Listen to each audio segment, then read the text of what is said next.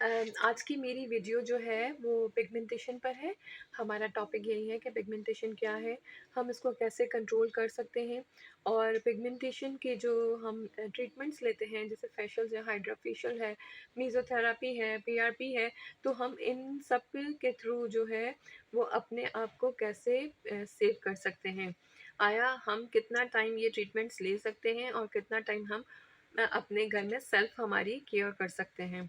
तो जब आपका ट्रीटमेंट पूरा हो जाता है या आपका ट्रीटमेंट आप पूरा कर लेते हैं, उसके बाद आप चाहते हैं कि अब मैं इसको गैप लेना चाहूँ कि मैं अपनी स्किन को 6 महीने गैप दूँ या 1 ईयर का गैप दूँ, तो पॉसिबिलिटी 1 ईयर की तो नहीं है। हाँ, आप 6 मंथ जो है आप कर सकते हैं, ठीक है? उसमें ये है कि आपको क्या-क्या प्रिकॉशंस करनी पड़ेगी, आपको सब अपने बारे में पता होना चाहिए। तो सबसे पहले ये है कि मैं आपको बताऊँगी कि पिगमेंटेशन है क्या?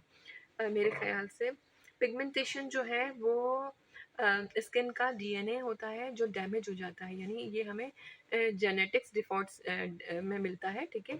और इससे क्या होता है कि हमारे स्किन में जो डीएनए है, स्किन का जो डीएनए है वो डैमेज हो जाता है।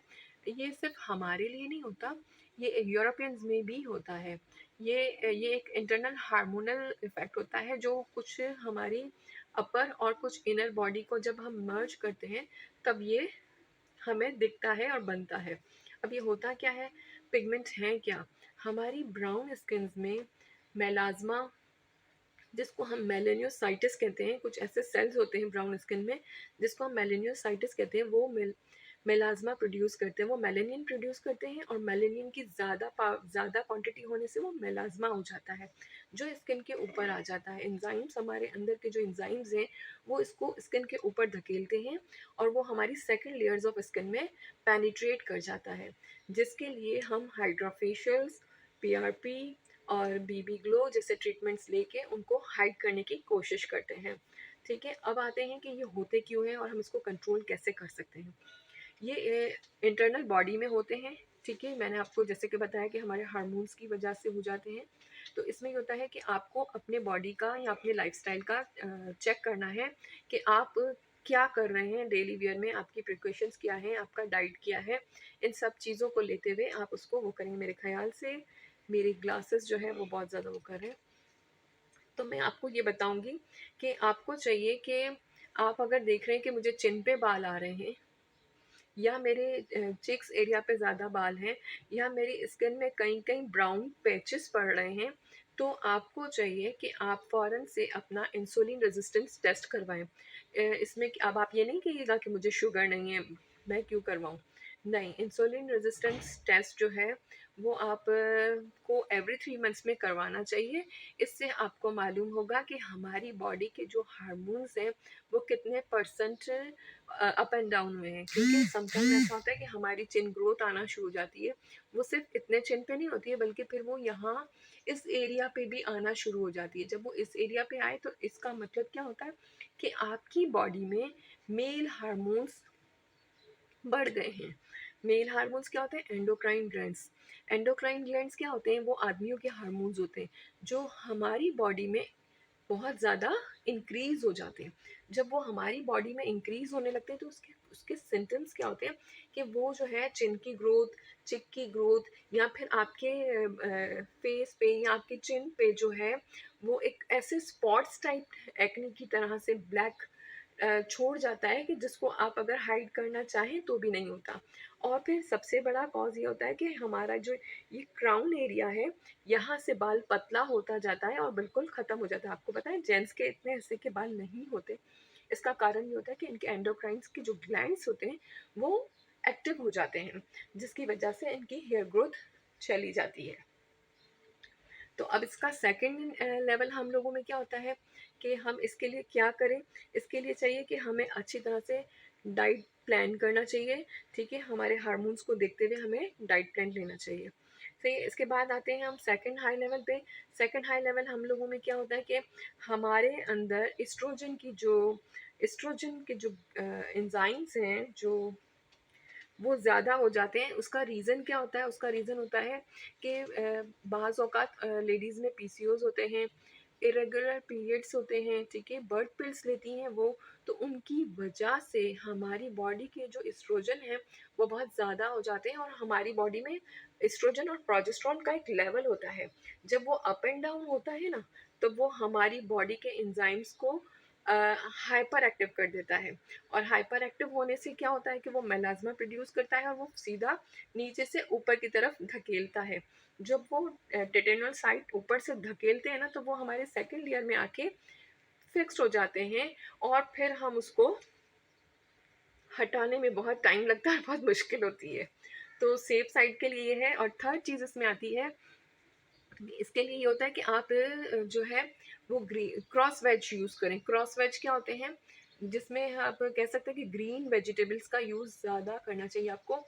आपको कॉलीफ्लावर, कैबेज और ऐसी चीज़ें ज़्यादा लेनी चाहिए। कैबेज लेने से काफ़ी ये एस्ट्रोजन जो है वो काफ़ी कंट्रोल में रहते हैं।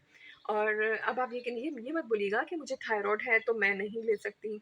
नहीं, थायराइड मुझे भी है, लेकिन वंस इन अ वीक या ट्वाइस अ वीक आप ले सकते हैं। आप अपनी अगर थायरोक्सिन कंटिन्यू रखते हैं तो आप ये चीज़ ले सकते हैं, क्योंकि वो आपके हार्मोन्स को बैलेंस करेगा, आपकी स्किन में पिगमेंटेशन को रोकेगा, ठीक है, और आपको काफ़ी ज़्यादा हेल्प मिलेगी। और थर्ड चीज़ आती है स्ट्रेस। ये एक बहुत बड़ा रीज़न है। स्ट्रेस, आप बोलेंगे आजकल तो सबको स्ट्रेस है। हम फिज़िकल स्ट्रेस की बात नहीं कर रहे हैं, हम वो स्ट्रेस की बात कर रहे हैं जो हम अपने इन्वायरमेंटल सन की रेजेस से, हीट की प्रोटेक्शन से लेते हैं। जो हीट हमें ज़्यादा डैमेज करती है, हीट हमारी बॉडी में ऊपर से पेनिट्रेट होती है और वो अंदर जाती है, तो वो उस एंजाइम्स के साथ जब मर्ज होती है या टकराती है, तो वो मेलाज्मा प्रोड्यूस करने में और ज़्यादा एक्टिव कर देती है। तो हमें चाहिए कि हम सन ब्लॉक का यूज़ करें। ख़ास करके सन ब्लॉक जो होते हैं वो AV और UV वाले जो सन ब्लॉक्स आते हैं, हमें उसका यूज़ करना चाहिए।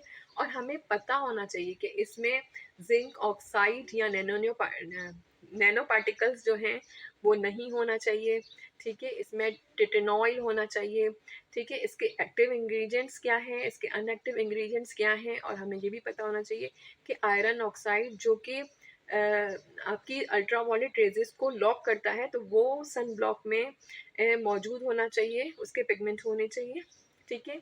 और कोशिश करके आपके सन ब्लॉक में कोई भी फ्रेग्रेंस नहीं होनी चाहिए, वो बिना फ्रेग्रेंस के सन ब्लॉक यूज़ करें आप, ताकि वो एंटीऑक्साइड होते हैं।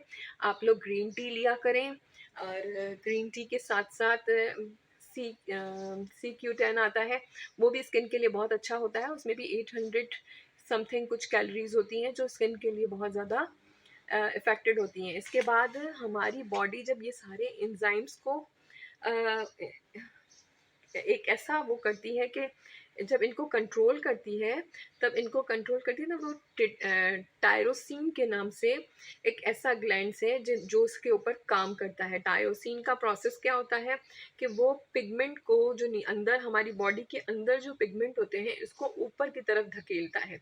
तो जब यूवी रेजेस हमारे ऊपर, जब ये नीचे से ऊपर आते हैं और यूवी रेजेस हम लगा लेते हैं, तो ऊपर वाली जो यूवी रेजेस है वो अंदर जाके पेनिट्रेट नहीं होती हैं, वो उसको वहाँ लॉक कर देता है। लेकिन एक चीज़ हमारे पास कॉन्सेप्ट है कि सुबह का सन ब्लॉक शाम को आके धोया, दैट इज़ रॉन्ग। क्योंकि सन ब्लॉक की कैपेसिटी है कि आपको इतना ही वो टाइम रखना है, उसके बाद आपको ऑफ करना है। सन ब्लॉक जो है वो मैक्सिमम 2 and 2.5, ज़्यादा से ज़्यादा आप 3 आवर्स में आप इसको दोबारा से रिंस करें और फिर रीएप्लीकेशन करें।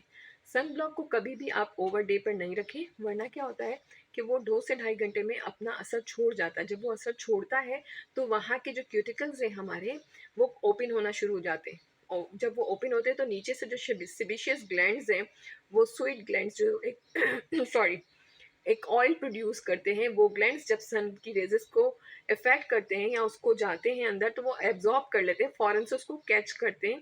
कैच करके वो क्या करते हैं कि ट्रायोसिन के थ्रू मेलाज्मा को ऊपर लाके दिखा देते हैं कि ये लो भाई देखो, ये आ गया है तुम्हारी स्किन का टैंक।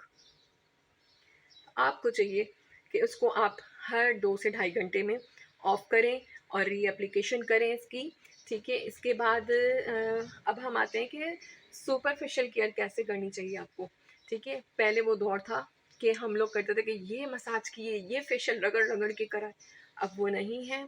क्योंकि सन डैमेजेस की वजह से, हीट की वजह से, जो हीट स्ट्रोक्स चल रहे हैं उसकी वजह से हमारी स्किन बहुत थिनिंग पे आ गई है।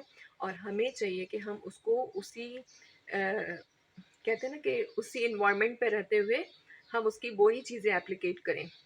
तो आपको पता होना चाहिए आजकल जो हम लोगों के पास चल रहा है कि हाइड्राकोनेन।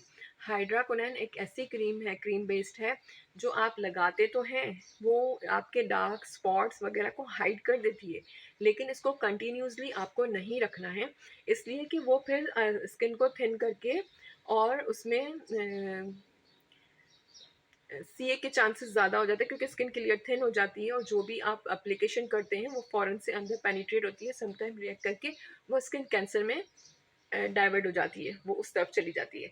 तो मेक श्योर कि आप अगर कभी भी ये क्रीम्स यूज़ करें या आपको कोई रिकमेंड भी करता है कि हाइड्राकोनेन यूज़ कर लें, बस यही यूज़ करती जाओ, नहीं, आपको इसको as a time being use करना है कि 1 मंथ या फिर 1.5 मंथ।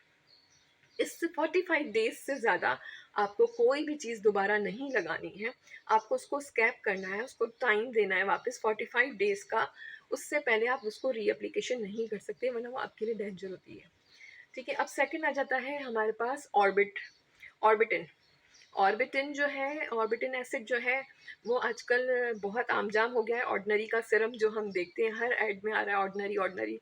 ऑर्डिनरी में 10% ऑर्बिटिन होता है, वो भी आप यूज़ कर सकते हैं एज ए नाइट क्रीम के तौर, नाइट सीरम्स के तौर पर।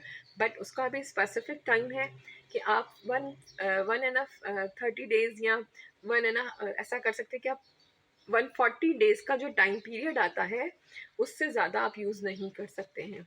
ठीक है, और फिर आते हैं एक आम सी, हमारे हर किसी के मुंह पर एक ये बात है, रेटिनॉल लगा लें, रेटिनॉल लगा लें, रेटिनॉल। आखिर ये रेटिनॉल है क्या? और इसको इतना फ्रिक्वेंटली आप ऐसे बोल रहे हैं जैसे कि ये तो कोई चीज़ ही नहीं है। आप रेटिनॉल या हाइड्रोक्विनोन या ऑर्बिटन कभी भी डे टाइम्स पे नहीं लगा सकते, वरना वो आपकी स्किन को बर्न कर देगा। ये सब नाइट सीरम्स हैं। और विटामिन ए जिसको आप रेटिनॉल कहते हैं, वो बहुत ज़्यादा डेंजर होता है। आप मेहरबानी करके उसको मिसयूज़ ना करें, वरना वो आपकी स्किन को इस वक्त तो जाके एक रीसेट कर देगा, लेकिन बैक में वो आपको बहुत ज़्यादा प्रॉब्लम क्रिएट करेगा और आफ्टर 6 मंथ वो आपको असर करना छोड़ देगा। तो मेक श्योर्स आप जब भी ये प्रोडक्ट्स यूज़ करें, इनको 140 डेज के बाद आप इसको स्कैप कर दें, इनको गैप दें, अपनी स्किन को गैप दें, नॉर्मल मॉइस्चराइजर्स पर आएँ। ठीक है, अब हम आते हैं कि स्क्रबिंग के, पहले हम स्क्रब करते थे फेशियल्स में, अब हम स्क्रबिंग नहीं करते हैं। अब हम एक्सफोलिएटिव यूज़ करते हैं जो कि केमिकल पील्स कहलाते हैं। वो क्या होता है, आप घर में बैठ के केमिकल पीलिंग्स कर सकते हैं माइल्ड केमिकल्स के थ्रू, एक्सफोलिएटर के थ्रू, जो आजकल अवेलेबल्स हैं। आपको पता होना चाहिए कि एक्सफोलिएटर है क्या। एक्सफोलिएटर होता है कि glycolic acid, salicylic acid, mandelic acid, ये एक फॉर्म्स हैं केमिकल पीलिंग्स की। वैसे तो ये आपको घर में यूज़ नहीं करनी चाहिए। आपको किसी अच्छी अपनी ब्यूटिशियंस के पास या किसी अच्छे डर्मेटोलॉजिस्ट के पास जाके ये यूज़ करवाना चाहिए। और ये वंस इन अ वीक आप कर सकते हैं और करवा सकते हैं, क्योंकि जब आप वहाँ जाके करवाते हैं तो वो उनके साथ दूसरी चीज़ों को मिक्स मैच करके और आपको एक अच्छा टोन देते हैं। इससे स्किन आपकी बिल्कुल एक स्मूथ फ्लेयर टोन देती है, टू टोन को ख़त्म करती है, पिगमेंटेशंस को ख़त्म करती है और काफ़ी चीज़ें बेहतर हो जाती है, स्किन शाइन और ग्लो करती है आपकी। थर्ड चीज़ आते हैं कि टायरोसिन जो एंजाइम्स होते हैं जो हमारे लिवर में होते हैं। ठीक है, हमारा लिवर का फंक्शन क्या होता है, लिवर की फंक्शन डिसबैलेंस होने की वजह से कुछ ऐसे एंजाइम्स प्रोड्यूस होते हैं जो ब्लड में ऑक्सीडाइज हो जाते हैं। तो उसको कंट्रोल करने के लिए हमें डिटॉक्स वाटर लेना चाहिए। डिटॉक्स वाटर जो है हमारा, अ, हमें 1 litre detox water daily day में लेना ही चाहिए एनी हाउ। ठीक है, वो क्या करता है, वो पूरी बॉडी की पिगमेंटेशन को ग्लूटाथायोन में चेंज कर देता है। ग्लूटाथायोन क्या करता है, वो वाइटनिंग एजेंट है। आप सबको पता है कि ग्लूटाथायोन एक ऐसा ऐसा नाम है कि आजकल सब इसके पीछे चल ही रहे हैं कि हमें ग्लूटाथायोन के इंजेक्शंस लगा दें, हमें ग्लूटाथायोन के सोप्स लगा दें, हमें ग्लूटा का फेशियल कर दें। ये बहुत आम फेशियल है और बहुत अच्छा फेशियल है, लेकिन ये 2 in 1 फंक्शन से काम करता है कि आप घर में डिटॉक्स वाटर लें, ताकि वो उसको ऊपर से हम लगाते हैं, अंदर से डिटॉक्स के थ्रू वो आपको एनर्जी देता है, ठीक है। इसके बाद आ जाते हैं हम कि नाइसिनामाइड सिरप। नाइसिनामाइड भी नाइट का ही सिरप है, मैं आपको पहले बता चुकी हूँ कि वो आप एक्सफोलिएटर के तौर पे यूज़ कर सकते हैं, ठीक है। आप अपनी डाइट प्लान, अपना सन ब्लॉक्स, इन चीज़ों के थ्रू अपनी स्किन की पिगमेंटेशन को अच्छी तरह से रिकवर कर सकते हैं। Thank you very much.